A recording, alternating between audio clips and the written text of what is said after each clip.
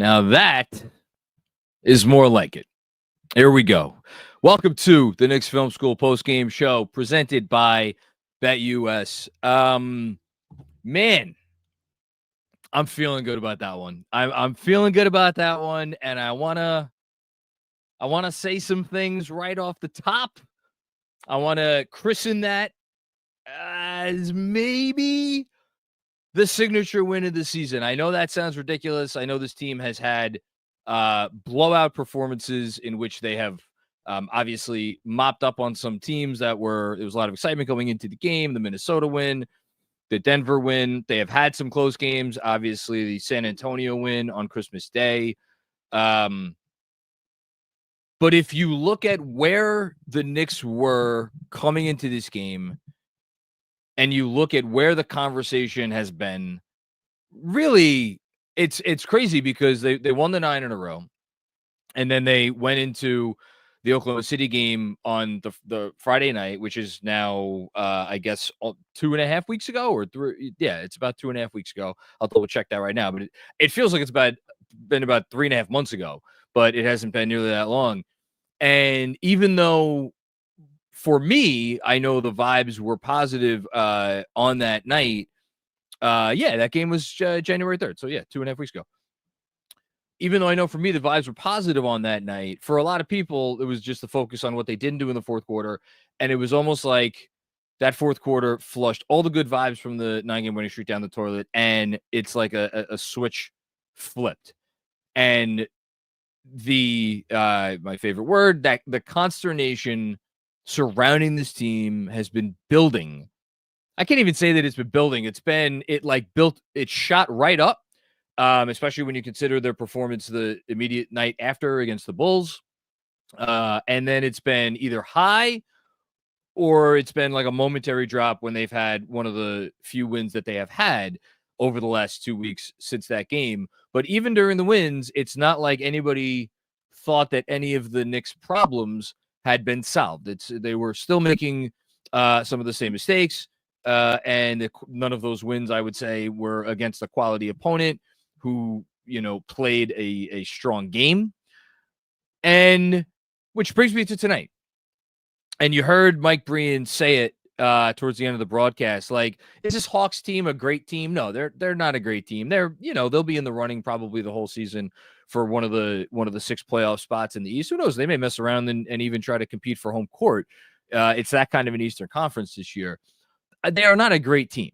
And I think all you need to do to see that proven is look at any one of, I don't know, 6 to 8, maybe upwards of 10 of their turnovers, which were not directly caused by the Knicks, but I would go so far as to say that every turnover the Hawks had was either directly or indirectly caused by the Knicks or related to what the Knicks were doing on the defensive end of the court, which is obviously the lead story of this game. But anyway, you heard Breen say, like, the Hawks had beaten all these good teams in the East, and they are, at this point, I think it's safe to say, they're a pretty hard matchup for the Knicks. Although, again, as we'll get into, the Knicks solve some of the issues that the Hawks have thrown at them and helped the Hawks win the first 2 games of the series this year. But even so, I do think they present some difficult, interesting challenges for New York. So not a bad team, and they've been playing well. I think they came in winning 3 straight. They're again making a playoff push. And then they come out in the first 5.5 minutes of the game, and it is like fucking Groundhog's Day. If you're a Knicks fan, I think the Hawks, I don't know how many threes they hit in the opening 5 minutes and change, but like, and I thought back, and I talked about this a little bit on the pod with Jeremy. It's not often I get on the post game and I am really, or I feel like I'm really off base in retrospect. And after that Wolves loss on Friday night, I basically was like, tip your cap to Minnesota. You know what? They made the right passes and they made all the shots they had to make. And like, I do think they made the right passes and they made a lot of shots, which, by the way, the Hawks did for a vast majority of the game today. But going back and rewatching and really trying to diagnose it, it was still not the level of defense that needed to be played if the Knicks want to be taken as a serious contending team. It was better, I thought, than a lot of the performances that they have given through the early portion of the season. But that just speaks to how poor this team has defended for certain stretches of this year so far over the first half. And again, that's been with ebbs and flows. I think it's been kind of trending in the right direction. But then you came out, and those first 5.5 minutes were frankly embarrassing. The only thing good about it was Karl-Anthony Towns was back on the floor, and he did a couple nice things offensively. Thank God for that. Otherwise, instead of being down 18-8, they might have been down 18-4 or worse. And I thought Jalen Brunson from the opening tip, I thought his energy was there for the most part in terms of his individual defensive effort. But overall, and at that moment, if you were a Knicks fan, even an optimistic one and a glass half full one and always looking for a silver lining one like me, I think you had to start really looking at this team and be like, wait a minute, what is this team? Is there just something missing from this mix? That is it the combination of players? Is it the coach? Is it the starting lineup? What is it? Because the way they came out, again, I'm going to use the word again. It was not embarrassing, but it was borderline embarrassing. It was like it was looking over it was like the kid who goes to the zoo and wants a closer look at the hyenas. So he gets up and he stands on it. He looks over. They were looking into it. They were looking into close to being embarrassing. And then they came out of that timeout, and Mikal Bridges has, Mike Breen called it the finest one-on-one defensive possession of his season. I don't think he was exaggerating one bit.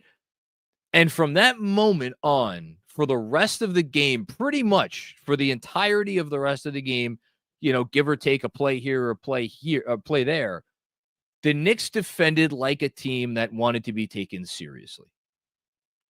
And I've sat up here and I've quoted their defensive rating many times. I look, the defensive rate, it says they're a middle of the pack team, and people push back with me and they're like, listen, man, I know it when I see it, and this ain't it. And all those folks aren't wrong. And I don't know what the Knicks defensive rating is going to wind up being this year. I don't know if they're going to continue playing defense like they played in this game. But I do know that if they continue playing defense like this, with this level of energy and effort and execution and commitment to all the little things that make a difference between wins and losses, that's a team that needs to be taken seriously for the entirety of the rest of the season. I don't care whether they make another trade or not. That's how good they were today. That's how different they were today than really anything that we've seen, I think, from them this year. And they were, I don't know, were they pushed to it by the way Atlanta came out? Did they finally reach a breaking point? I have no idea what it was. I'm going to get to the bench in a bit because they had something to do with it. But whatever it is, the defensive, the level of defense, and Benji said something, I think early in the fourth quarter, or maybe after the first quarter, or maybe even on the early in the second quarter, that it starts at the point of attack. And their point of attack defense, the way that they were playing up on Atlanta's ball handlers on the perimeter from that middle of the first quarter until the rest of the game, that was unlike anything that we have seen them do this year. That's what you have to do to win tough games. And I know Jason's out there watching somewhere. Shout out to my halftime Zoom, which I had to cut short today. But I'll get you back tomorrow, Jason. It was also a more aggressive coverage. And did they abandon drop? No, absolutely not. Which is, again, what I've been saying. You don't abandon your base, but you improve around it with things like better point of attack defense, with better anticipation. And you mix in more of aggressive at the level. We're really aggressive at the level. And then, by the way, when you're aggressive at the level, you're aggressive wherever the screen is set and you put two on the ball, your back line needs to be ready. And I thought what a symbolic moment it was where when the Knicks, they had gone up by 10, and it was late in the fourth quarter. They were trying to put the game away, and they double Trae Young. There's Clint Capella there under the basket, just waiting to do the thing he's been doing his entire career. Get passes from Trae Young and dunk it home. And who was there to steal the ball away from him? Josh Hart. And look, Josh Hart wasn't the best Knick on the floor today. I don't even know if he was one of the 2 or 3 best Knicks on the floor today. But I think you saw a change from him specifically at halftime. After halftime, the way he came in, and I thought a lot of the plays that brought this win home, and again, Breen kept saying it on the broadcast, those plays had Josh Hart's fingerprints all over it. But this wasn't a Josh Hart game. Jalen Brunson, I didn't even look up his final stat line. I'll look it up right now. I think he finished with 30. What did he have? 30 something. By the way, I think he's now 6th most 30-point games in Knicks history after only 2.5 seasons. 34 points on 18 shots. I know he missed some free throws there, but incredibly efficient. This wasn't a Jalen Brunson game, although his finally figuring out how to deal with the Dyson Daniels problem, I thought was absolutely massive. And he did figure out some things. And Dyson Daniels will come back, and it's not like he's going to own Dyson Daniels now, but now at least he has one in his back pocket where it's like, okay, I got you. Wasn't a Karl-Anthony Towns game, although it was great to see Karl-Anthony Towns back on the floor. And I got to tell you, I know he was 5 for 18. I didn't mind his decision-making one bit in this game. I thought all of his decisions were good. And in particular, his passing, 7 assists for Towns. I thought this in a weird way, Towns was still able to have his fingerprints all over this game, even though he did not finish with a whole lot of points. 13 points on 18 shots, his least efficient game of the season by far. It wasn't an OG Anunoby game, although I thought OG Anunoby did some nice things. And you saw maybe he's ramping up defensively. I thought you saw a better defensive effort from him against Minnesota and an even better defensive effort from him tonight. And out of all the starters, the one who probably was closest to being a fill-in-the-blank game was Mikal Bridges, not only because, thank the good Lord, the Knicks finally did, because they had not done it enough this season. They had not done it, frankly, over the years against this player. They finally exploited Trae Young and targeted Trae Young in a way that we know Trae Young can be exploited. And if you're going to go out and give up all the first-round picks for Mikal Bridges and you have Mikal Bridges on your roster and the Hawks are trying to hide Trae Young on Mikal Bridges, you damn well you need to exploit him that way. And that's exactly what the Knicks did. I thought they did a pretty good job of it in the first half, and then they just went completely blatant with it in the third quarter. Tip of the cap to Trae, a couple of times where Brunson tried to get him and they tried to get him involved in actions out on the perimeter. I thought he did a good, decent job. He had quick hands and whatnot, but it's Trae Young. If you're going to have him guarding Mikal Bridges got to go to work. Mikal Bridges went to work today, 26 points on 12 of 17 shooting. But the player of the game communally was the Knicks bench. And I'm not going to sit here and give Tom Thibodeau credit for playing him, because that's like me, telling my daughter, try this food. No, I don't want to try it. Try this food. No, I don't want to try it. And every parent out there knows exactly what I'm talking about. And then after, however many times, weeks, months, in some cases years, it's taken her to try stuff. She's like, okay, I try it. Oh, I like this food. Am I giving her credit? Fuck no. She'll listen to me the first 800 times. So no, I'm not going to sit here and give Tom Thibodeau credit. But he did finally make the decision. Hey, listen, what I'm doing right now ain't working in terms of playing the starters like a ton and playing starter-heavy lineups without many bench guys out there. So let me see what I got. And he went for the first time, feels like in a while, with 4 bench players on the floor at the same time. Did it with Karl-Anthony Towns at the 5, which has always been the second they traded for Towns, and that has always been the thing that has made the most sense. At least right now, we can maybe have a different conversation when Mitchell Robinson returns, but for right now, it's the thing that has always made the most sense. Not that they were able to do it because obviously Shammer was out and Achua was out and the whole thing, but if you're going to do it, that's the guy who makes the most sense to do it with. And it when they put the bench plus Cat lineup in the first quarter, the Knicks had already started to turn the game around, but that absolutely 100% did it because they were just the energy that they brought. And like, look, we could say this about all these guys, that they've been consistently bringing energy pretty much for the whole year. Deuce McBride, certainly. Campaigns, certainly. Shamet, I haven't had a problem with his energy. His execution has been poor up until today. Finally, today, he did a couple of nicer things. Only took one shot, made it, which was nice to see. But I thought Shamet did some nice things, especially in his first half stint. And then there's Achua, who, like, look, Achua has frustrated all of us at times this year.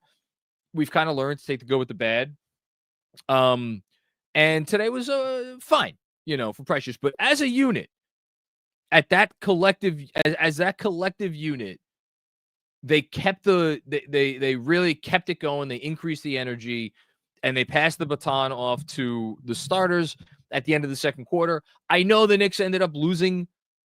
It ended up being, I guess, 14 points off of because they took a 6-point lead in the first half, ended up going into the halftime down by 8. I thought there were some silly turnovers there for the Knicks that was really responsible for that. I didn't think, other than when Josh Hart checked back into the game in the second quarter and had a couple of really poor minutes there, a couple of really poor closeouts, wasn't able to finish a putback, just not a great first couple of minutes back in the game in the second for Josh Hart. Other than that, I didn't think they played badly down the stretch of the second quarter.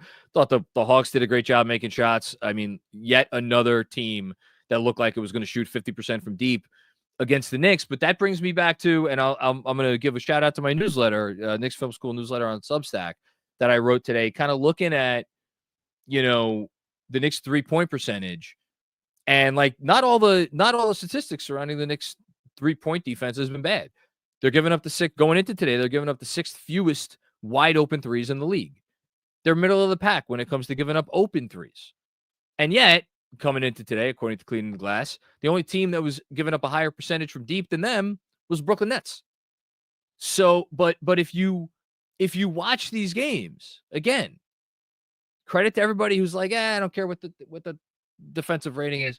If you watch these games, teams know they're going to be able to get comfortable shots. If they keep moving the ball, they keep pressing, eventually they're going to get good shots. So I don't know that the Knicks have ever been making him feel the pressure. Today, even though the Hawks were hitting above 50% from 3 through 3 quarters, this was the tip your cap game through 3 quarters. Tip your cap to the Hawks because, again, other than those first 5.5 minutes of the game, Knicks weren't doing anything wrong on defense. Hawks, again, Trae Young's going to hit a logo 3. Tip your cap. When you have to put Shamet in the game and he's stuck guarding DeAndre Hunter and DeAndre Hunter rises and fires over him because of a 4, 5, 6 inch height difference, you know what? It's good defense. You tip your cap. I think even Dyson Daniels. I think Dyson Daniels hit at least 1 3, which is something. Oh no, he missed his only 3. But like you look at their numbers from deep, and they were very good. And I did not think it was substandard defense on New York's part. But eventually, what happened in the fourth quarter? All those threes that were going down finally started to miss. Why? My guess is that the Hawks finally started to wear down because of what the Knicks defense was doing to them all day. And that second half by the Knicks, in which they outscored Atlanta by 17 points, by a score of 65-48. I'll say what I started at the top. Maybe, I don't know if it's a signature win, but that second half, and I can't even say it's the best the Knicks have played all season, because I can't even say that, because their offense wasn't great. They only shot 30. What did they shoot from 3 in this game? 34.6%. Again, encouraging sign. Knicks winning games where they don't shoot great from 3. That was today. A couple of turnover miscues. Again, not hitting the shot. But if you're a Knicks fan and you are looking big picture and you are looking for reasons to believe that this team can contend for a title this year, not next year, not the year after that, not after a transaction cycle or multiple transaction cycles, Not after Mitchell Robinson comes back. Well, who knows what he's going to give. If you want to believe the Knicks can contend for a title this year, I would go so far as to say that the last 42 minutes of this game were the most encouraging sign that you have had this year. I know for me, it's the most encouraging sign that I have had this year. Even with all the Hawks turnovers, I still think so. Because they brought it to the Hawks. Did the Hawks get him a few times? Yeah, the Hawks got him a few times. But like, again, theory of the case hasn't changed. Be the best offensive basketball and have enough moments where your defense could really make a team, really put pressure on a team, make a team think. Have just enough of those moments to win games. They had enough of those moments tonight. The offense wasn't quite as good as we're used to. Again, under 35% from three and 16 turnovers. Hawks scored 19 points off those. But this was a game that made you believe in the formula. So awesome stuff. I shouted out Mikal Bridges already. Great start to his third quarter. Wanted to say that. Talked about Brunson on Dyson Daniels. Just looking through my notes to see if there's anything else. So many big second half plays by Josh Hart. And then autograph signature moment of the game. Had a few. There's two contenders. And I don't know how I'm picking between these. By the way, go download the Autograph app. Use code KFS. Get rewarded for your fandom. Find exclusive stuff from all your favorite Knicks content creators. I was on the Autograph app earlier today before this game, doing a nice little chat in the if you know New York Knicks chat there, and I'll have a 3x3 going up probably on Wednesday, probably after tomorrow's game. Two contenders for Autograph signature moment of the game. Either the campaign 3 with the and one on Trae Young, where campaign just exploded and got called for a technical. That's one contender. I'm actually gonna. You could give Hart a couple of contenders for this, where he had the moment. Where the hell was that? I think that was in the. Yeah.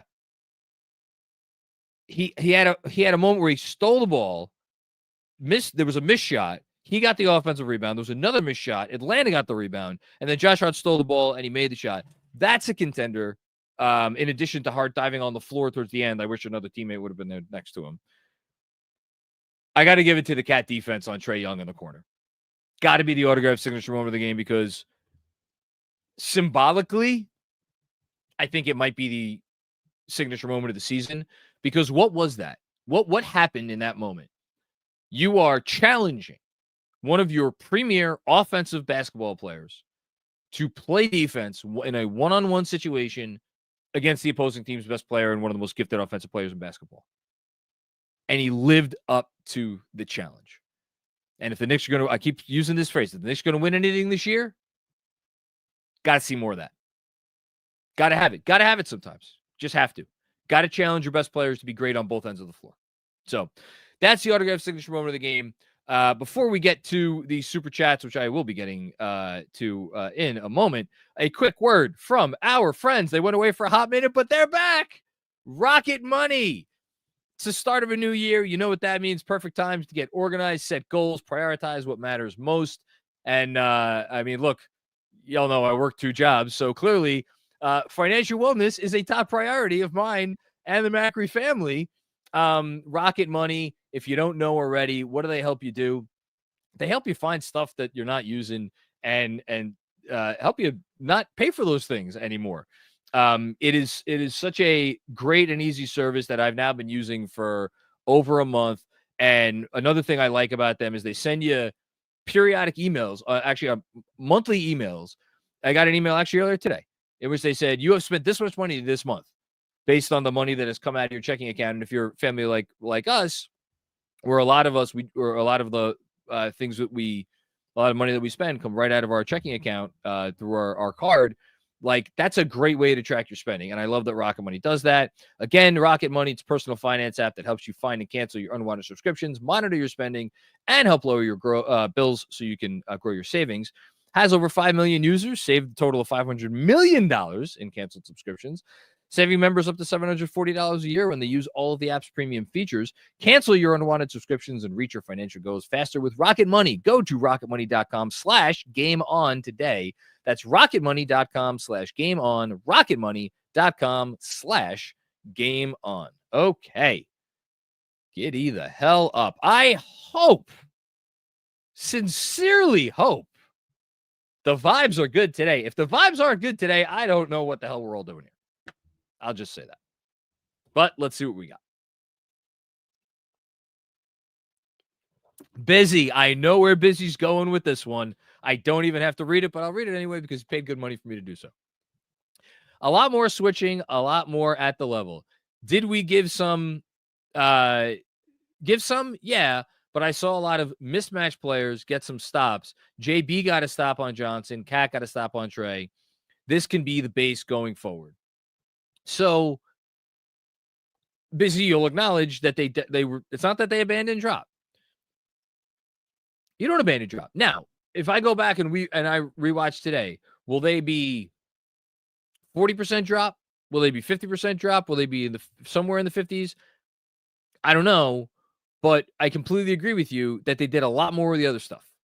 And that's really what matters. Busy, Mark is telling me that he got another one, so let me read the next one, and then I'll keep going. What didn't happen on those possessions was giving up wide open threes. Not perfect, still got work to do, but what we saw was players looking a lot more comfortable in what they had to do on defense. So, again, I completely agree with you.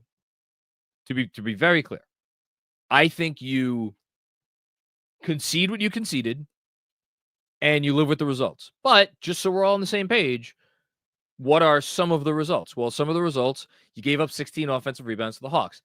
I want to asterisk that very clearly by saying the Atlanta Hawks are one of the best offensive rebounding teams in the league, and that was a freaking genius move by Quinn Snyder to, for the first time all season, have Clint Capella come off the bench and start Onyeka Okongwu for two reasons. One, the obvious reason, Okongwu moves better on his feet. He knew that would come in handy against Karl-Anthony Towns, even though Towns got him a couple times early on in this game.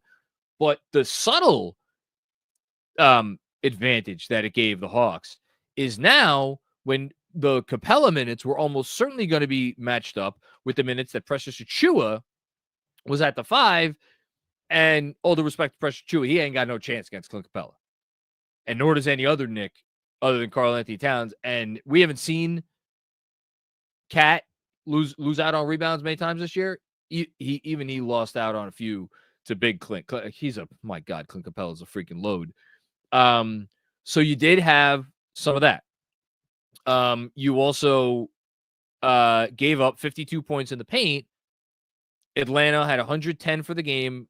52 were in the paint. That's I could guarantee you that Tom feels a little squeamish about that. Was that all because of the more aggressive defensive switching? No, obviously not. Some of that goes hand in hand with the offensive rebounding, needless to say. But this is the stuff that this is the kind of stuff that is part of like the conversation. So yeah.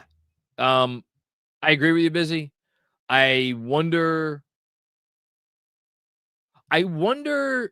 how much this was Atlanta specific.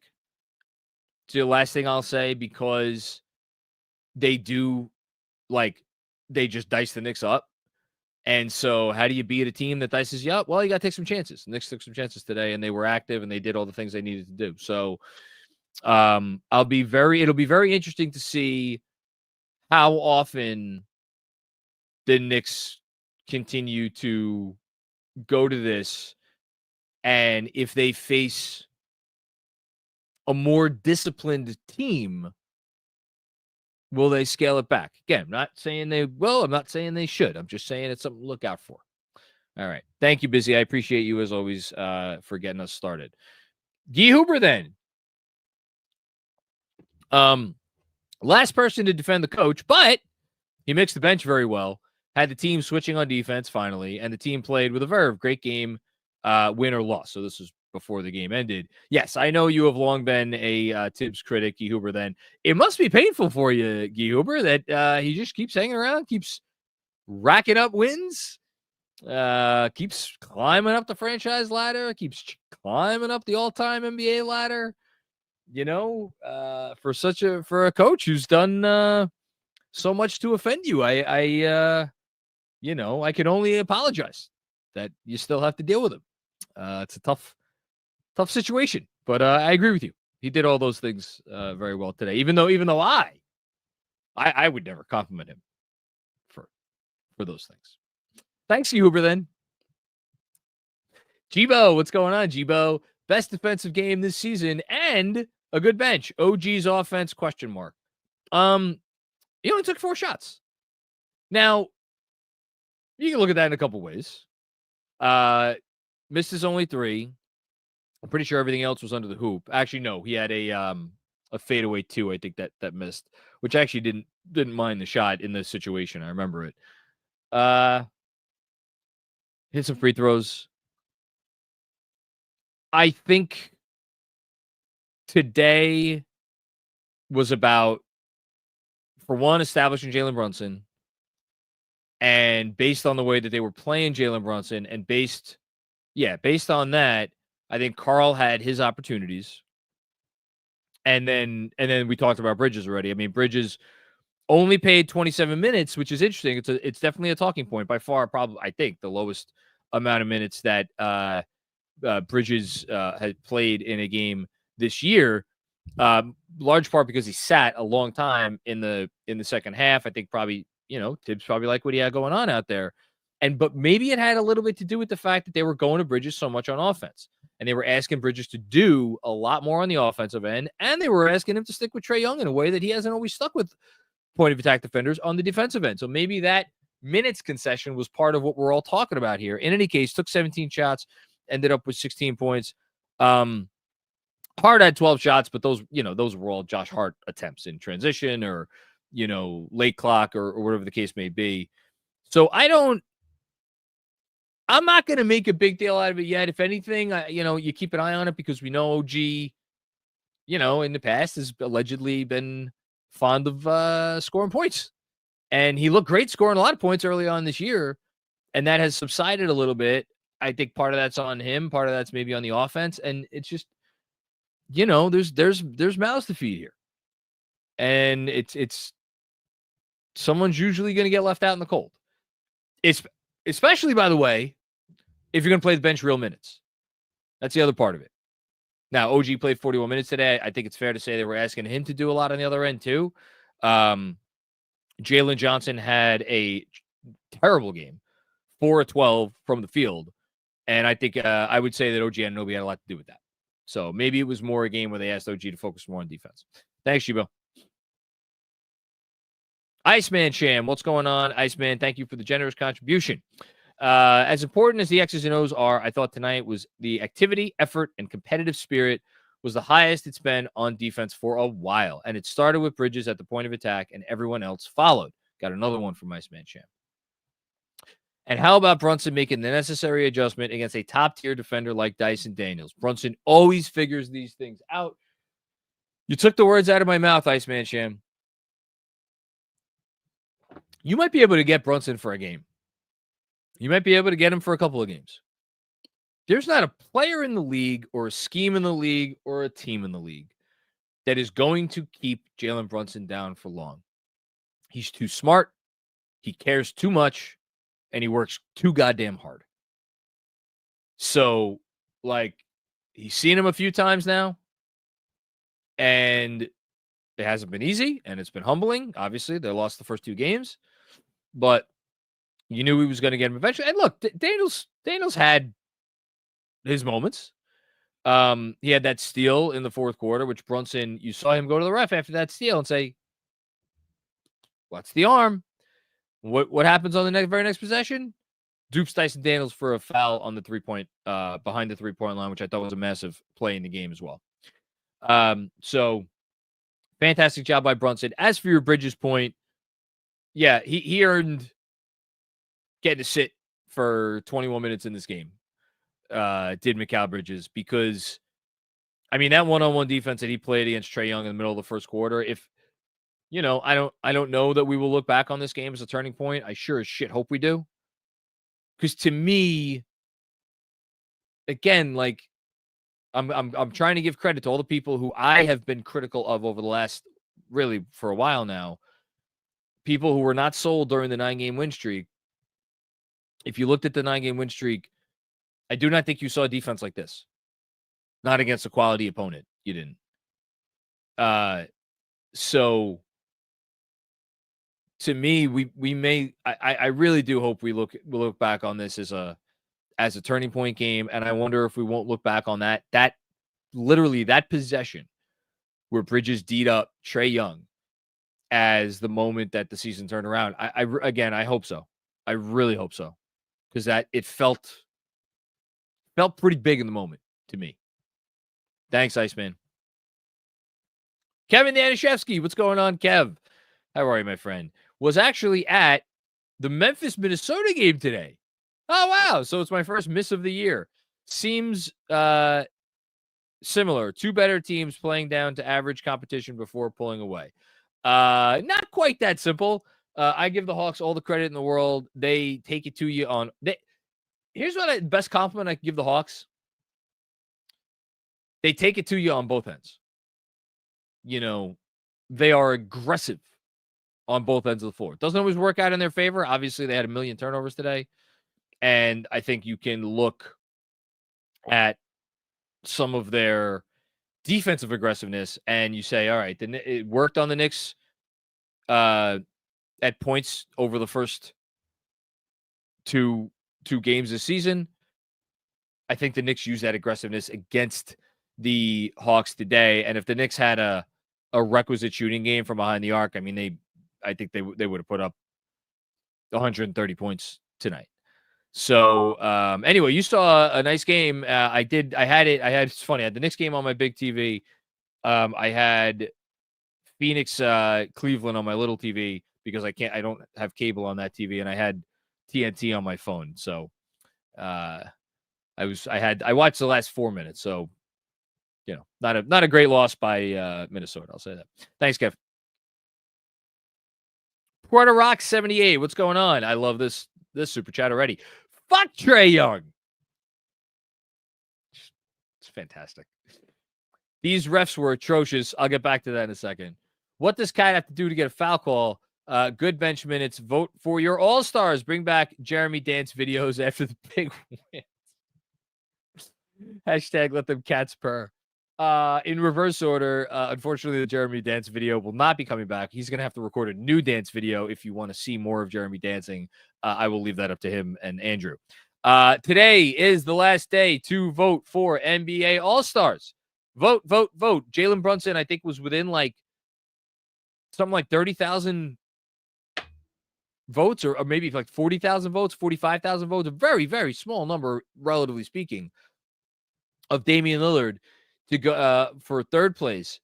The way that they do the starters, where it's partially media, partially players, and partially the fan vote, Brunson being in third versus Brunson being in fourth could wind up making the difference. I'm sure Brunson's going to get one of the top two spots from the media. I would hope he gets one of the top two spots from the players. Although players do weird shit sometimes. So if the fans could help get him up to third, I think getting him up to third, I got to think that's going to make the difference between him it might make a difference between him getting a starting spot or not. We'll see. Good bench minutes, agree. And then the fouling. Look, when Mike Breen's on your case, and when you make 4 calls that were reviewed and every one of the reviews showed that the original call was wrong, I think you've had a shitty day. And the moment that Cat got a tech after the replay could have been more clear. Trae Young raked him across the arm. I can't even sit here and be like, it was all bad for the Knicks and all good for the Hawks. It was probably 80-20, 75-25, somewhere in that range. But the Knicks got the shit end of that stick. But the refs were, I don't know what this I mean, the league obviously keeps internal data on all these refs and these teams and everything. I'd love to see the data on this crew.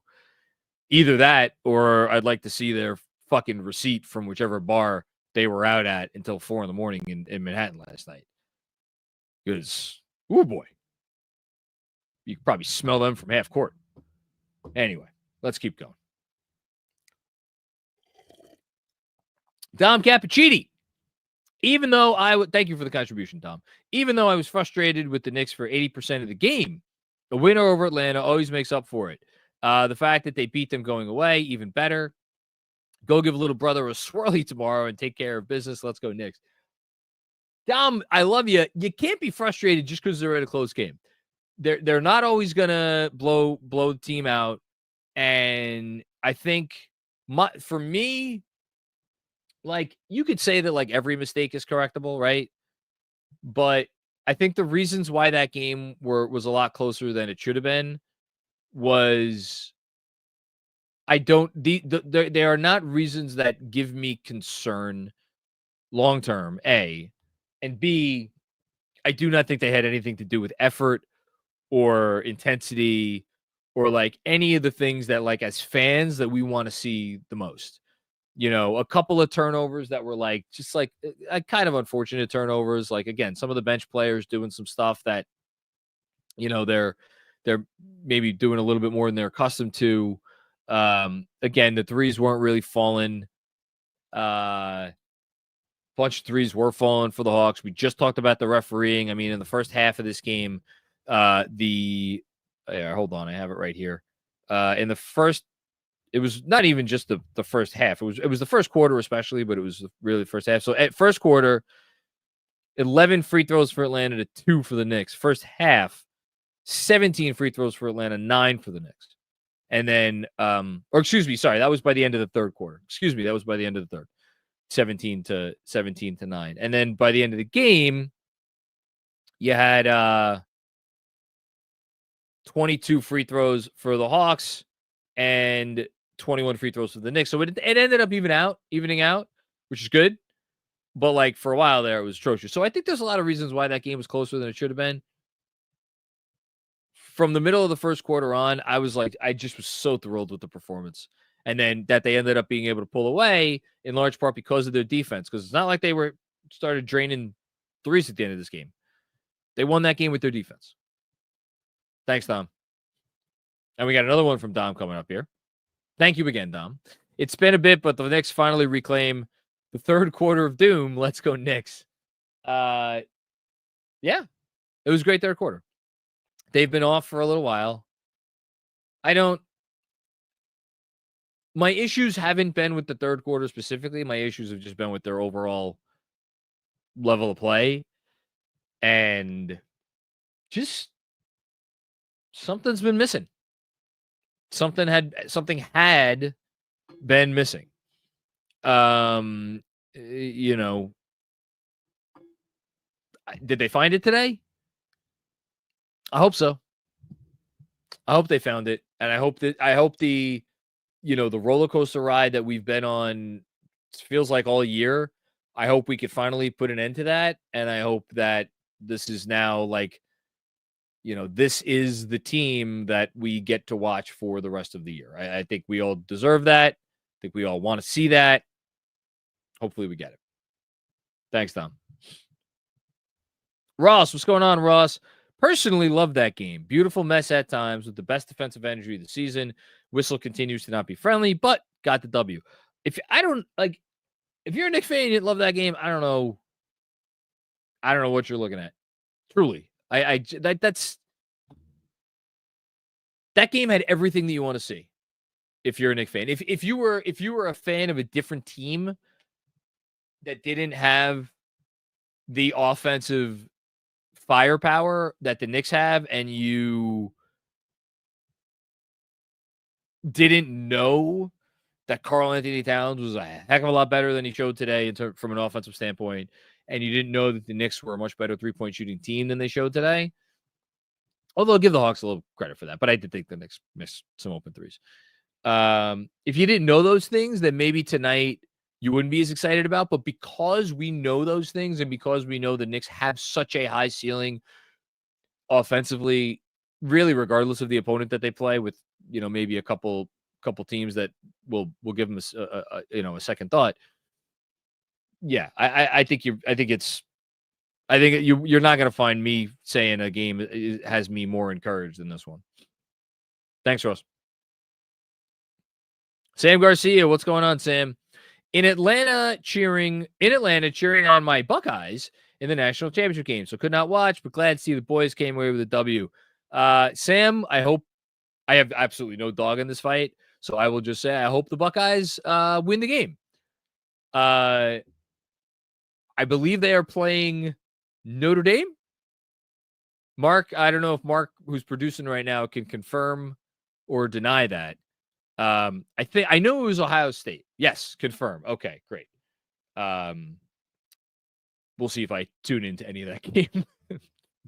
Smart money's on no. But I hope you get a great game, and I hope you get a win and the whole thing. Thanks, Sam. Hutch Zoo, Brunson stopper, they said. Great win. Let's go Knicks. Yeah, no, I don't know who was saying he was a Brunson stopper, but that person needs to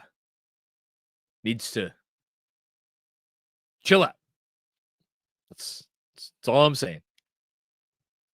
Thanks, Hush. Armand, Bernadette, what's going on? Armand, encouraging game defensively. That's why we get so passionate about, because that's what this team is capable of. Just has to be better at boxing out. Yeah, for sure. Yeah, no, like I gave Atlanta credit. There were a few where the Knicks did not do their job. The egregious one for me was Atlanta missed. There was an Atlanta, I think it was like a transition 3 attempt or something, and like Hart was there, and some Atlanta player, that the little guy from some Eastern European country, came flying in and just got the rebound over Hart. I'm like, man, that's Josh Hart. Like, he don't usually let that happen. And then, yeah, a couple other ones. So that's very fair, Armand. But yeah, I think that's what every NBA team is capable of, more or less. Like these are, as Tibbs always says, these are all pros, and they're all capable of better defense than they play most of the time. I think what you loved is the fact that Bridges, who's the guy that you really went out and made this investment in, he really showed you something today. More than maybe at any point this season. Thanks, Armin. Chris Smith, what's going on, Chris? Hope things are good down under. A great win against our Achilles heel type teams this season. Mid-table play-in teams. I thought everyone played that part well, although some of Mikal's shots were random. I like Mikal's shot diet. Up the Knicks. And then we got another one from Chris. Also, more UK time-friendly games. We're 3-0 so far. Well, that's good. I like that. Makes me happy. I did not know that they were 3-0 in games with early starts, but now that let's see, what other games? Hold on here. What other games have they played early? The Bucks game was an early game, right? Yeah, the Bucks game was an early game. And then, the Spurs game on Christmas. Yeah, I think that's it, right? And then, but the Utah game was early too, that they lost in Utah. I think that was an early game. Although, no, that was Eastern Standard Time, 5 p.m., so never mind. Yeah, so just those 3. Okay. Listen, if moving the Knicks to the United Kingdom full time ensured that they were going to win a championship, I would sign up for that every day of the week and twice on Sunday. Very good win, very good game. Glad you got to see it. Thanks, Chris. Kento Cato, what's going on, Kento? Nice, fun, and gritty win. Showed character, 31 assists, great defense, 24 forced turnovers. JB back to being JB, and huge moments from Mikal, Deuce, Cam, OG, with one of the more impactful 2-for-4 games. Yeah, Glad you shouted out OG's defense there. Glad you shouted out the assist. There were some passing sequences in that game. So just a couple that I wrote down early in the fourth quarter. Karl-Anthony Towns, again, not all assists are created equal. I think Karl-Anthony Towns assists more often than not are like evidence of real skill, and it's not like him just swinging over to whoever's next to him and that person hits three. No, he had a find. He found Precious Achiuwa diving, I should say, Precious Achiuwa early on in the fourth quarter when this is still very much a game, made the score 97-94. I thought that was an exceptional pass by Karl-Anthony Towns. Couple other ones. I mean, Josh Hart, I have a note about him slicing in transition. That was freaking awesome. And, that was the other one where you had, this was probably my favorite passing sequence of the game. You had Jalen Brunson. I thought the Jalen Brunson, by the way, Karl-Anthony Towns pick and roll, it didn't always get results in terms of points, but I thought their execution of the pick and roll generally was very good tonight. There was maybe one or two instances where Brunson didn't get it back to Cat fast enough, but on the instance I'm thinking of, made the score 78-75 early in the third quarter. The attention went to Brunson, got it to Towns, who started driving, and there's Atlanta with one on the ball and then another one coming. Where's that one coming off of? Obviously, it's coming off of Josh Hart because he's the guy you leave open, right? If you're an opposing defense, well, guess what Karl-Anthony Towns does? Shovel pass to Josh Hart, easy hoop under the basket. And it was just my favorite example, and I'm gonna try to clip it in the newsletter tomorrow because an interesting stat that I found over the weekend going into this game, when Josh Hart and Karl-Anthony Towns are on the floor together, Knicks are outscoring teams, according to Cleaning the Glass, by 10.6 points per 100 possessions. When Josh Hart is on the floor without Karl-Anthony Towns, the Knicks getting outscored by 5 point something per 100 possessions. The offense falls off a cliff. The defense actually gets worse too, but the offensive drop off is where it's really at. So like I really do think Towns unlocks their passing game. We could just call that. That's an easy one. Towns unlocks their passing game. And I think you saw that in this game, and you've seen it all season. Thanks, Kento. CC Kirby, what's up, man? Been a rough day. Don't care if we faced a good or a bad team. I just needed a win, baby. Or I just needed to win today. I don't know why I read that as baby. That's my effing basketball team, man, and my captain. Let's go, Knicks. One, CC Kirby, I'm sorry you had a rough day. I hope whatever is going on is not long lasting.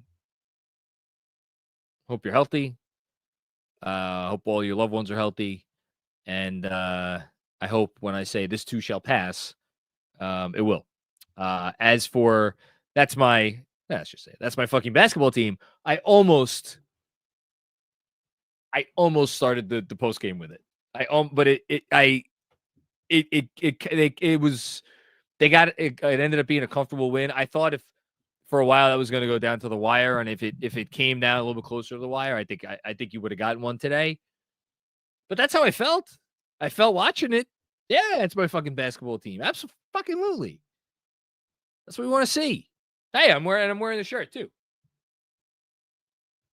New freaking York. Maybe we should just get a "That's my effing basketball team" shirt made. It's about damn time. I'd buy one. Thanks, CC. Hope you're doing okay. Dan Hidalgo, what's going on, man? Bills, Knicks, Brunson, roll some dice. Yes. So Brunson, he wouldn't do that, obviously, and that's kind of why I love him. Congratulations to your Buffalo Bills. There are a few things in life that make me happier when the Baltimore Ravens, not the Baltimore Raisins, although Mark Andrews certainly shriveled like a raisin in the most important moments of that game. Tough one for Sean with a W. And when I say tough one, I mean, fuck the Ravens. So yeah, very happy about your Bills. I said a perhaps sleeping on the couch worthy statement to my wife earlier today when I said, I don't know if I'm rooting for the Chiefs next week. I kind of want to see the Bills in the Super Bowl. And I got a bit of a look. Yes, I did. So we'll see how that goes next week. Thanks, Dan. OG team. This was a test of our hearts game, and we passed. Yeah, I mean, can we set the scene a little bit, just very briefly? Like, the Knicks came into this game, and we should say with the win, they're 2.5 up on the Bucks now. They've played a lot more games than the Bucks. They're only up 1 in the loss column, but they do have 4 more wins. And 2.5 up on the Bucks, 3.5 up on the Pacers, and now 5 games up on the Hawks. I mean, 5 games up on the Hawks with, what have they played? 44 games, so with 38 games to play. I mean, you'd think you're probably clear of 6th. And we should say the Hawks are tied with the Magic. Both of those teams are 14 back. I mean, still got work to do, certainly to secure home court. Obviously, have work to do to secure a 3 seed. But anyway, setting the scene coming into this game, you won your 9 straight, and then since then, you've lost 6 out of 9 games. You're 3-6. And your wins. I mean, the Sixers win. Like, I thought they did some nice things in that game, and obviously the overtime period was very encouraging. But like, you need to go to overtime to beat Philly. The win over Toronto ended up being, a nice win. But again, it's the Raptors, and they're not a very good basketball team. And then you had that throttling of the Bucks, who the Knicks just seem to have the Bucks number. I don't want to poo-poo that Bucks win. I really don't, especially since it came after what was such a dispute. Like, you could argue that given how they lost the second OKC game, the Bucks game was like that win was as important as any this season. But again, come right back with the Detroit loss that made us all kind of be like, eh. And then the Minnesota loss, again, I didn't find that to be as distressing as some people did, but left a lot of a sour taste in people's mouths. So we'll see. We'll see if they're back on track. Maybe we'll wind up looking back on it and we'll be like, all right, well, they had the 3 straight losses after the 9 straight wins. And now since those 3 straight losses, they're 4-3. Now maybe they'll be on their merry way. This next 10 games before the All-Star break, I'll go through it a little bit later. I don't think it's unfair to say that this next 10 games will define their season. But before we do that, and before we do any more super chats, a quick word from our friends at BetUS.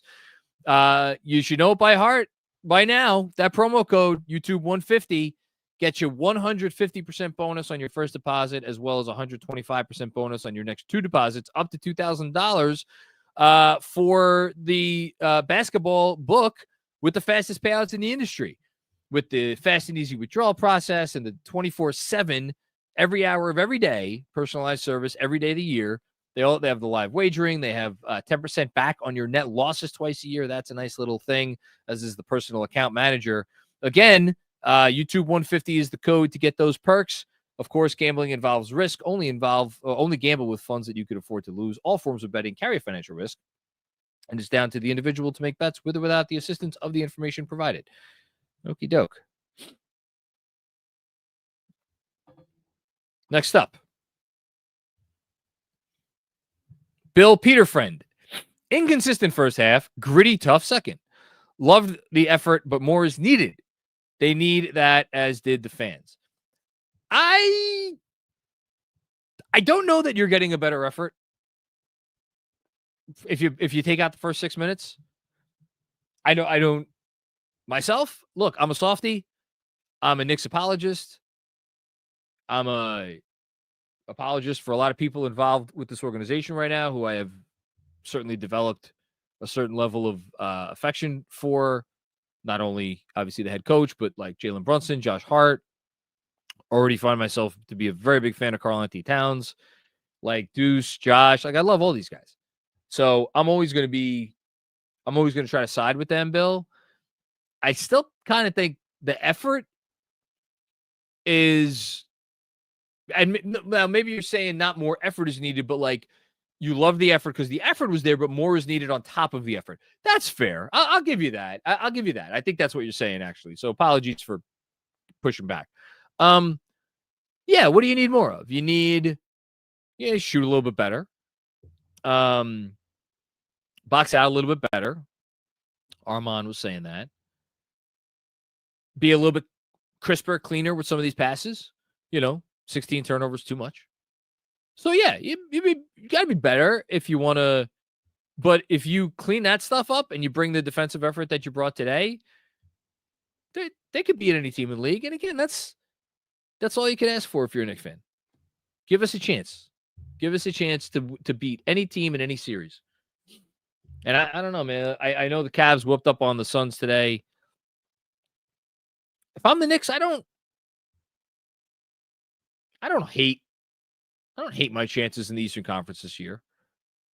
Yeah, who knows? Maybe Cleveland just runs roughshod over the postseason.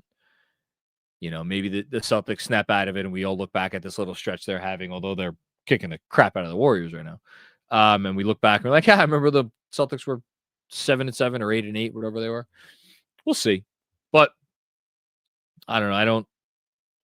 I don't see a juggernaut in the Eastern Conference. Thanks, Bill. Jason, what's going on, Jason? Hope you heard the shout out. What I was going to say at halftime. Gut check time, 2 days off. Show us what you're made of. No excuses. Finally won a gritty game against a good team. Jason, you should be hosting these post-game shows instead of me. You summed it up perfectly there. It's funny. They were down 8 at the half. And yet, like, I know I felt very encouraged, but they were still down 8 at the half. They were down 8 at the half against a team that was 2-0 against you this season and that came into your building last time you played them and kicked the snot out of you in that third quarter and kept it going until the fourth. So, like, again, I'm talking about things we'll look back on as, like, maybe, hopefully, defining moments. How about those first couple of minutes of the third quarter and Mikal Bridges, again, 10 points, 10 points in the first 3 minutes of the third quarter. Took advantage of the Trae Young matchup, hit some couple of middies, hit a three. That's big time stuff from your third best player. You need that from your third best player. And then from there, they kind of did what they needed to do. All right, we got a couple more from Jason here. Or one more from Jason. 2 takeaways. 9-man rotation, no more drop without Mitch. I can't go with the no more drop. I really am curious. I want to go back and watch. Maybe you're right. Maybe they played like 20% drop in this game or 30% drop. I don't know. I want to go back and rewatch it. It felt like more. I will go back and I will, at some point, not before tomorrow, but at some point before the end of the week, I will go back and I will watch all the possessions if Benji or DJ doesn't do it. And I will see how many possessions that they were in drop versus something else, or try my best to at least. 9-man rotation. I hope it's here to stay. You go to it in the first half, and if someone's a disaster, maybe you go away from it in the second half. But that's how things used to be, right? 9-man rotation in the first half. Sometimes you would go to 8 in the second half. This season, it's been 8 in the first half, 7 in the second half. That's where you get into problems. Thanks, Jason. Jude sent on. What's going on, Jude? Tough day today with the Nazi rally in D.C. on MLK Day. Thank God for the Knicks and the defensive effort. I haven't watched the news since 2016, so I was not aware that this was happening. Fuck the Nazis. Is that I don't know. I don't know if that's controversial. Nowadays, feels like it is a controversial statement, which says all you need to know about where our country is. I was going to save my MLK thoughts for the end. But what the fuck? Might as well do them now.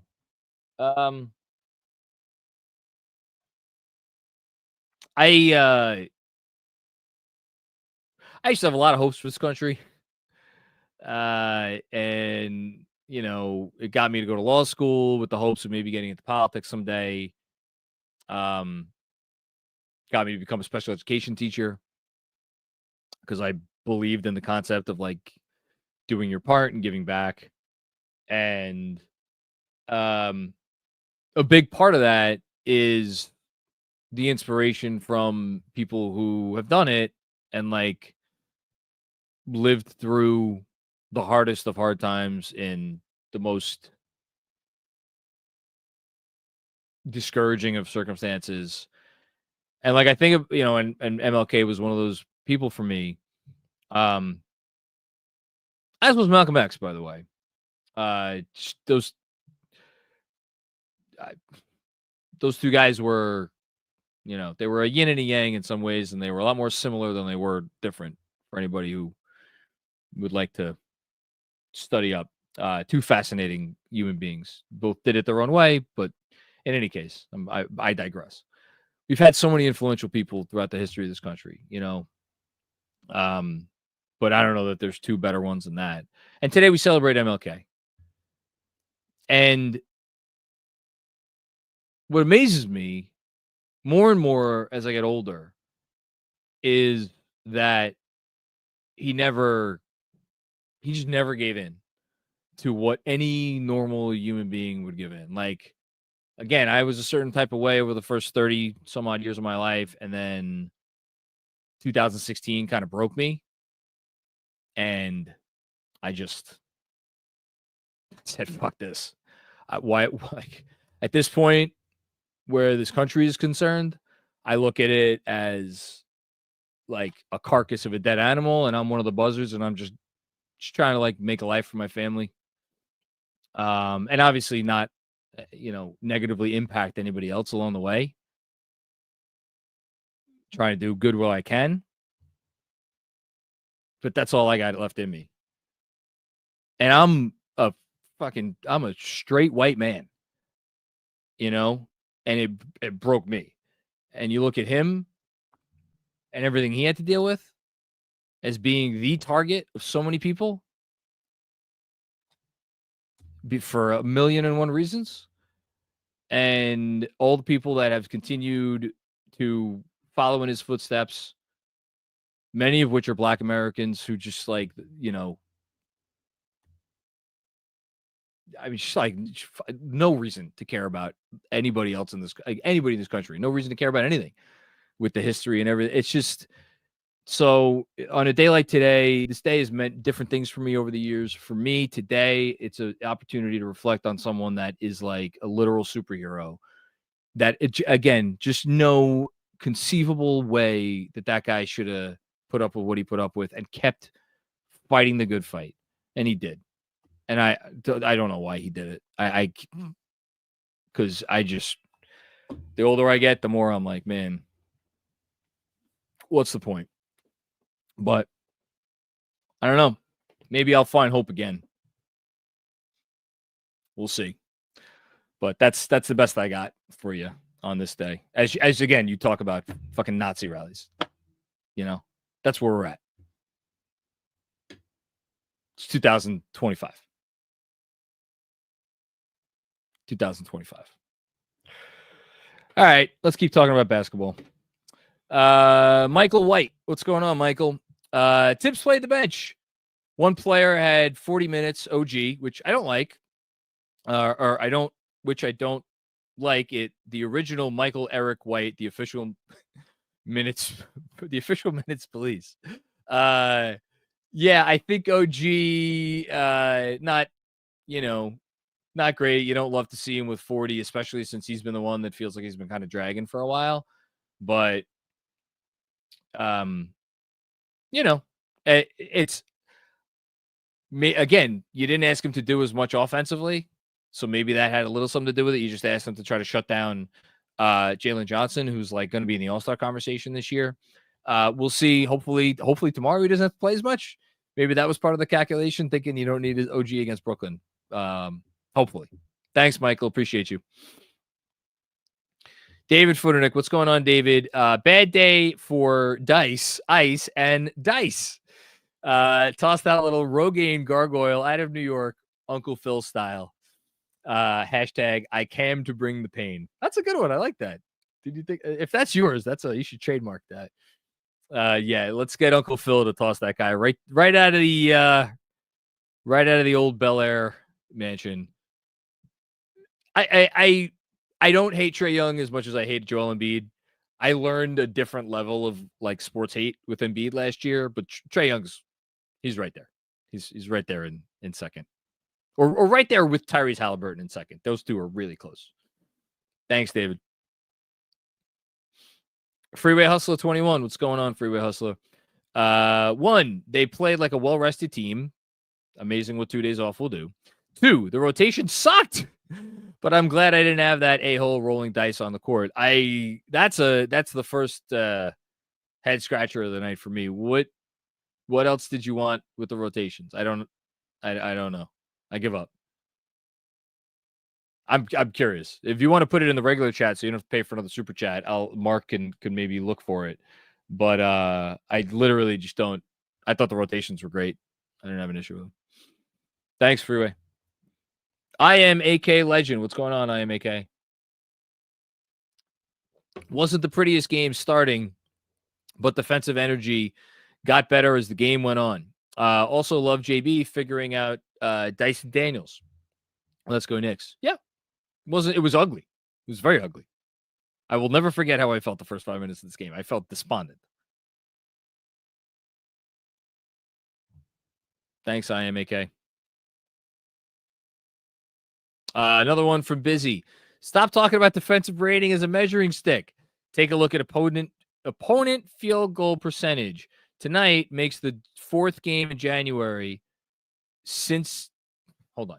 Tonight makes fourth game in January they held someone under 50%. Yeah, they're in a rut.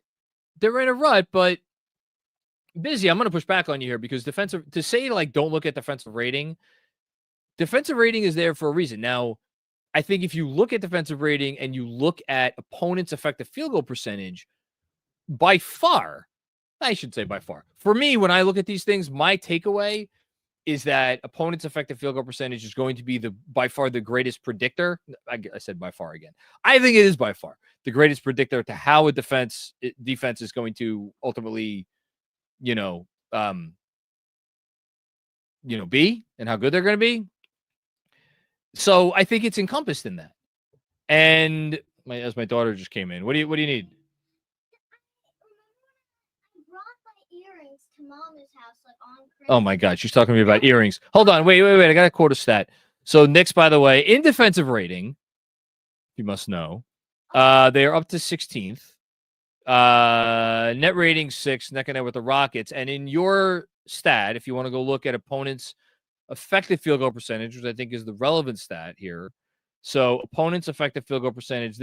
I'm checking NBA stats, not cleaning the glass because it updated. The Knicks are 21st. So that again goes to your point, but to my point, so why are they the 16th ranked defense and they're 21st in opponents' effective field goal percentage? Because A, they keep opponents off the line. They're 5th in that. B, they limit opponents' offensive rebounds. They're 7th in that. And then the turnovers are the one stat where they're not great in. They're 19th, but even that's a lot better than some past Thibodeau teams. So if your point is you want them to defend better in terms of the opponent's shooting percentage, I'm fine with that. But you can't sit here and pretend like, the other stuff doesn't matter. Okay, Seth, come over here. What do you need? I brought my earrings to Mama's house and never got to change them. And I left them in my bag and they're not there. So you think I know where your earrings are? No, but I'm just asking you. I don't know where your earrings are. Yeah, I've given you all I can give you. I have nothing left to give. I'm so sorry for your loss. Thanks, Busy. Juanon, what's going on? Close the door. Juanon, if you had the money that Trey Young has and had a patch of pubes on your head, would you shave it or go to Turkey for a hair transplant during your non-postseason off season? # fire tips. I've thought about this question before.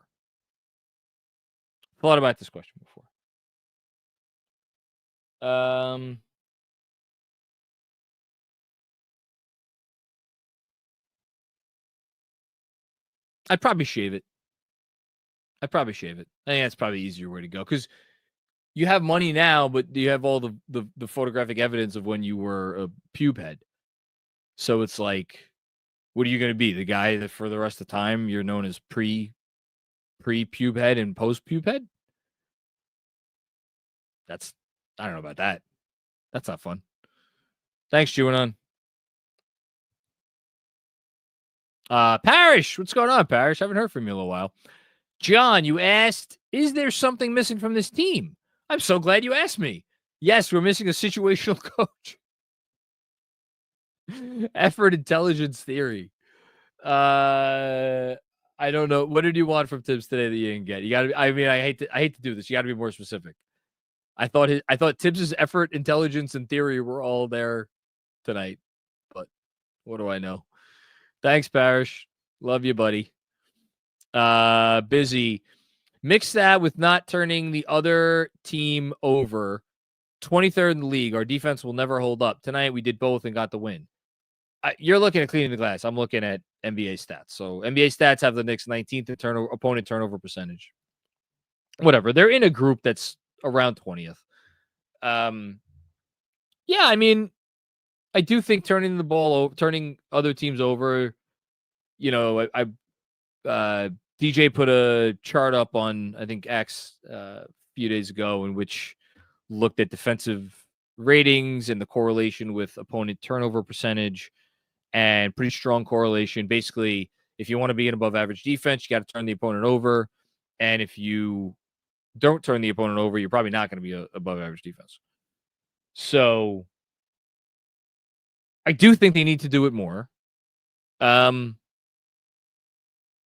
But you also, like, it's a thin line, you know, between, because again, smart teams, yeah, I'm agreeing with you, Busy, but it's not as I don't think it's as easy as you make it sound. Like, oh, just get more turnovers. Well, obviously, everybody would like to get more turnovers, but it's you know, you're giving up stuff. Even if the stuff you're giving up may not come to fruition on every play. I think it's matchup dependent too. Thanks, Busy.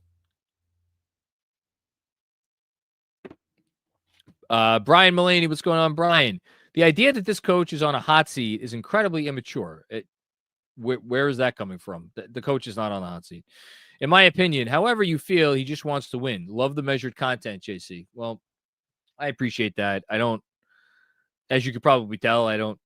My content is just whatever I think. I am certainly not holding back at this point, and whatever I think is what you're gonna hear.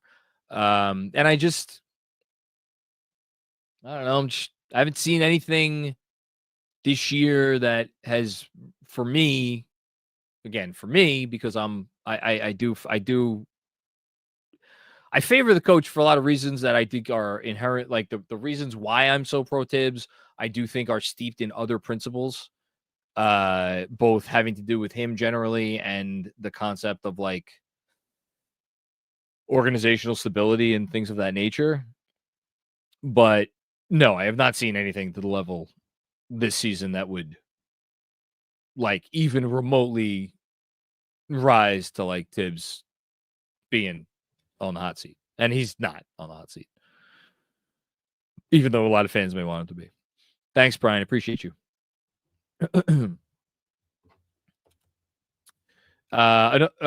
Yeah, we got one. Oh, no, hold on. We got another one from Brian. The idea of firing this coach is truly laughable, especially considering our past. 1973 is my start point. I love the measured contact. Thank you again. I hope I keep giving you measured content. That's all I try to do. And I'm obviously with you on the coach. Dom with another one. I'll say it again, John. I can't wait for Mitch, even if it's just 15 minutes per game. I don't care. I still can't wait. Yeah, I mean, so you want to give Mitch the precious minutes tonight? I'm fine with that. I'd be down with that. I know that's probably comes off as pretty dismissive of Precious and his efforts and his contributions. I think Precious can do some nice things. I think even when Mitch comes back, I think, well, again, I don't think both Precious Achiuwa and Mitchell Robinson will be on this team after the trade deadline, but let's assume that they are. I think there would be situations where like, oh, maybe this is more of a Precious game. But given where we're at right now, if you just took the Precious minutes and you gave them to Mitch tonight, I think I'd probably be in favor of that. Thanks, Tom. Big Y. What's going on, Big Y? First time Macri be gentle and third quarter effort was awesome. First time Macri be gentle. I don't know what you mean by that. Is it the first time I am being gentle? I don't get it. Maybe first time super chatter. Be gentle. I'm not a mean guy. I'm nice. I think. I try. Thanks, Big Y. Nice avatar there. Aunt Rich, thank you for the very generous contribution. Appreciate you. Nothing like a KFS session after a great win. Thank you, Aunt Rich. Appreciate you. And it looks like from your picture you are a DJ, which is my former profession. I have a lot of respect for anybody who DJs or MCs or any of that kind of stuff. Thanks, Aunt. Parrish, another one. A big story now. Cat wasn't using that right hand. Well, it's not that he wasn't using his right hand. He went lefty on a few drives. And he also shot 5 for 18. I'm sitting here watching at home, like most of you guys. I didn't see anything with the shot that looked off. I mean, he did hit a 3 before the end of the night. But on paper, like, Cat comes back for the first time after a significant thumb injury and goes 5 for 18. Like, it's not a great look. I'm not blaming him. I'm just saying it's not great. It's not great. But hopefully he comes back and he shoots great tomorrow. Thanks, Parrish. Drew P. Yeah, Mark, we'll do it after this. Great win despite starters continuing to struggle. They came out of the gate struggling, Drew, but they also played really well at the start of the third quarter. And although that was a lot of Macau,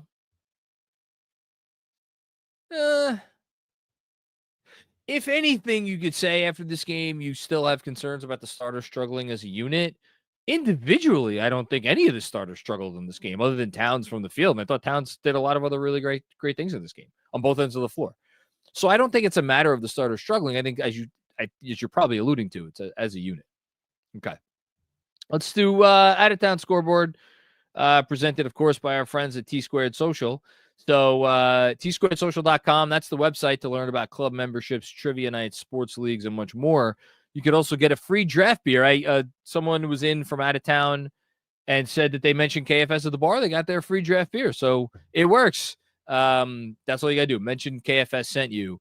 And our next watch party is going to be the doubling as our 1-year anniversary party with T-Squared. That's going to be on Saturday, February 1st against the Lakers. 8:30 start time, so that's going to be a lot of fun. Please come down, be there, or be T-Squared. Scores so far. Celtics about to complete their blowout of the Warriors. No Draymond Green for the Warriors in that one. Hornets with a nice win today over the Mavs, who did have Kyrie. Kyrie had a very nice game, but Hornets outscored the Mavs in the fourth quarter and came up with a win in Charlotte. So I would say good win for them, but I'm not sure they want to win games right now. Pistons. How about them Pistons beating the Houston Rockets in Houston?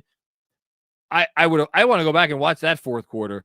by a fourth quarter score of 17-16. They won this game by 11. Pistons are for real right now. I mentioned the Grizzlies over the Timberwolves. Wolves fall to 22-21. They're still figuring things out. And the Cavs blew out the Suns, who fall to 500 once again. Cavs just a ho-hum 36-6 on the season. Okay. That's your out-of-town scoreboard presented by T-Squared Social.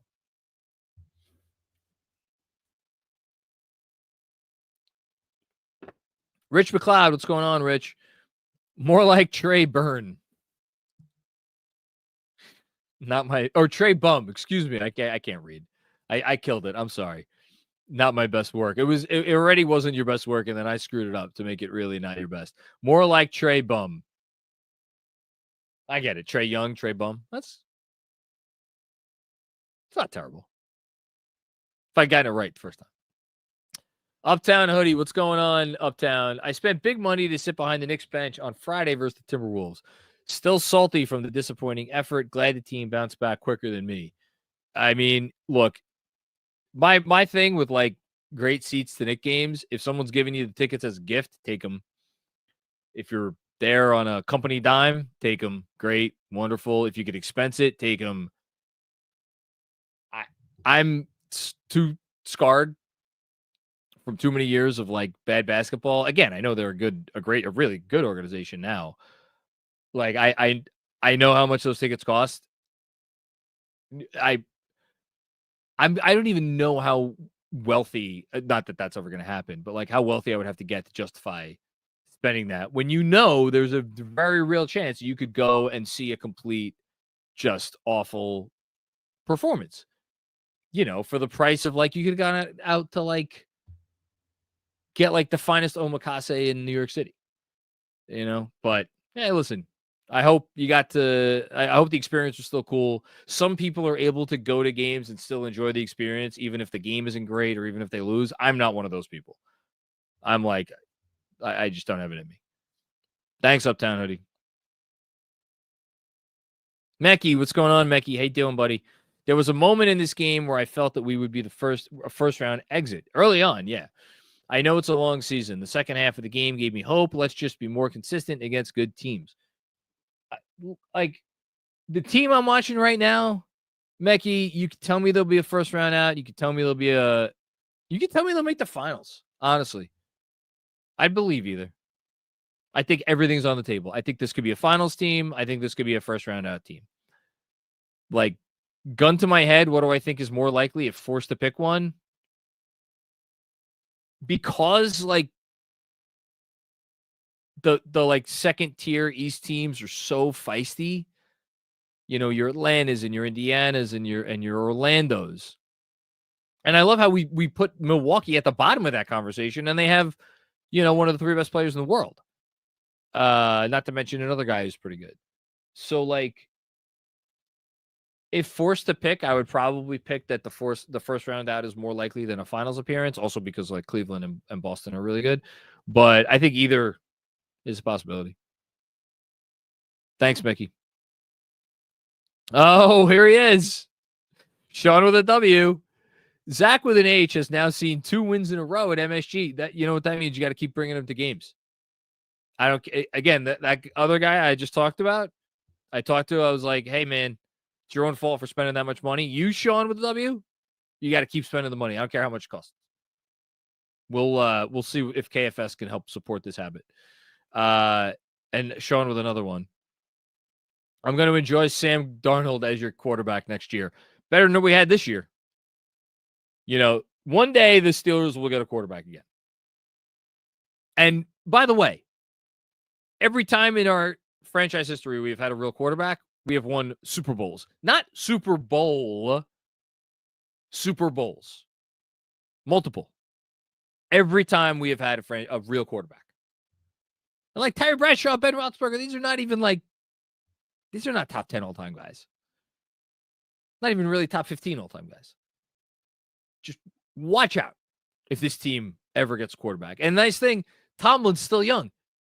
He's going to coach for another 20 years, as he should. As you should. Thank you, Sean. Sheffy Jr. What's going on, Sheffy? Killed Tibbs for his use of the bench against the Sixers. His use today was darn good. Don't mind high minutes totals for the starters as long as you could sprinkle in some rest here or there. Shamet just needs to buy guys rest. He does need to buy guys rest, but like he also needs to be an NBA player out there. And I'm not pushing back on you, Sheffy. I completely agree with you, and I appreciate the very generous contribution. But like I think there have been times this year where Shamet has not he's not played to the level of an NBA player. Tonight he did. Campaign was awesome. Thought campaign was great. Missed some shots in the first half. Don't care. Missed a couple of those funky, I don't know what the hell he was trying to do on those up and under and around and about. And I like the spirit he comes out and plays with. Give me 15 minutes campaign every night. I'll be fine with it. Deuce goes without saying. I actually, how many minutes did Deuce play tonight? Well, I played 20. He was 4 of 10 from the field, 1 of 5 from deep. I mean, I don't really care about that. Plus 15. Not an accident. Good things happen when that guy's on the court. Thanks, Sheffy. Kevin Danishevsky. Where is Robert? Wonder his thoughts on McCall's defense. Why? He's been complaining? Robert's still on he still wants them to change the starting lineup. Which I'm not giving him. I'm not giving him. So don't worry about Robert. Armand Bernadette, as we come down the home stretch, which is probably for the best since both of my daughters have now entered the room. Tibbs should make anyone that throws a semi-hard pass to Precious 1,000 push-ups. That man has stone hands. Not ideal. You found the earrings? Excellent. Good. Which you put them there. You definitely put them where they were. Because hold on. Name me another member of this household who cleans up your room. Really? Mommy. Really? Yes. Mommy tidies up the room. Your room. When? When have you seen Mommy tidy up your room? When you're at school and Really? You're just lying through your teeth. Mommy says, you tidy up that room. I can't tidy up that room. That's what happens. Anyway, that's fine, Armand. I'm fine with that. He's a person. Next up. The Plaid Unicorn. What's going on, Plaid Unicorn? I've seen enough. I'm a pain truther. Hey, giddy up. He was huge in both his stints and honestly exactly what this team needs at times. Yeah. Yeah, no, every team needs a campaign. Hopefully our campaign is better than other teams' campaigns. Yeah, he was good tonight. It was a great win. Great to get a win on MLK Day. They've had some tough losses on MLK Day recently. Nice to get off that schneid. Really important game for this team. Just, I think, a really important game in their process. This whole season is a process. And I gotta tell you, I don't hate where they're at right now. If you told me this is where they would be after how many games have they played? 7. 44 games. I'd be fine with it. Big. I didn't go through it, but Big 10 games coming up. Big 10 games, starting with this back-to-back in Brooklyn. We've seen some substandard efforts on back-to-backs. Can't have that against this Nets team, who I'm sure will care a little bit, at least, in their own building. And then you got a lot of home games, but like every one of the 9 games after the Brooklyn game, with the possible exception of the game at Toronto, is against teams that absolutely are like capable of beating you. So it's going to be a big stretch for the Knicks. We'll see how they do. But that is it for me today. I will be back with the post game tomorrow after the Nets game. Check me out there. Continuing to shout out the Brunson tier on our Knicks Film School Patreon, which has, like, DJ and Benji have absolutely been killing it. If you've been thinking about subscribing, if you're maybe a free patron, but you're not sure if you want to upgrade to a paid membership, again, it's like less than the price of a sandwich every month. And you get, I can't even tell you how much bonus Knicks content you get. And it's not like wishy-washy content. It's just all A+ stuff. It's like film work from DJ. It's grade book from Benji. It's Q&As from DJ.